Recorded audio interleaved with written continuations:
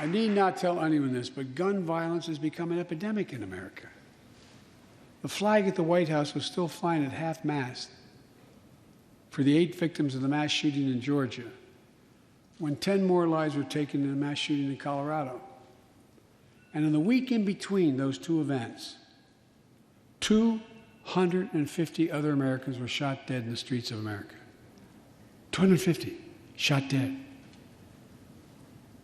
I know how hard it is to make progress on this issue.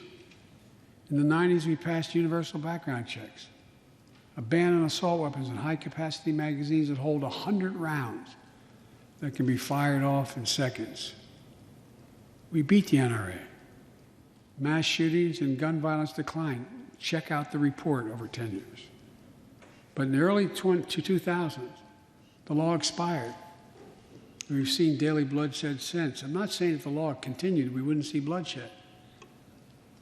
More than 2 weeks ago in the Rose Garden, surrounded by some of the bravest people I know, the survivors and families who lost loved ones to gun violence, I laid out several of the Department of Justice actions that are being taken to impact this epidemic. One of them is banning so-called ghost guns. These are homemade guns built from a kit that includes directions how to finish the firearm. The parts have no serial numbers, so they show up at crime scenes and they can't be traced. The buyers of these ghost gun kits aren't required to pass any background check. Anyone, from a criminal or terrorist, could buy this kit and within 30 minutes have a weapon that's lethal, but no more. And I'll do everything in my power to protect the American people from this epidemic of gun violence, but it's time for Congress to act as well. Look,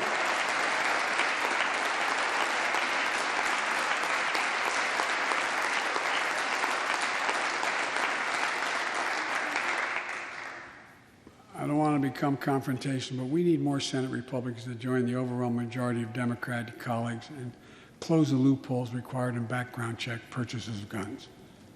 We need a ban on assault weapons and high-capacity magazines. And don't tell me it can't be done. We did it before and it worked. Talk to most responsible gun owners and hunters. They'll tell you there's no possible justification for having 100 rounds in a weapon. What do you think, deer wearing Kevlar vests? They'll tell you that there are too many people today who are able to buy a gun but shouldn't be able to buy a gun. These kinds of reasonable reforms have overwhelming support from the American people, including many gun owners. The country supports reform, and Congress should act. This shouldn't be a red or blue issue. And no amendment to the Constitution is absolute. You can't yell fire in a crowded theater.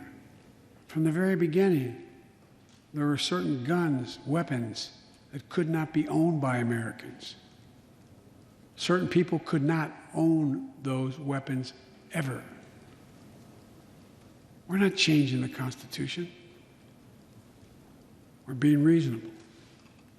I think this is not a Democrat or Republican issue. I think it's an American issue.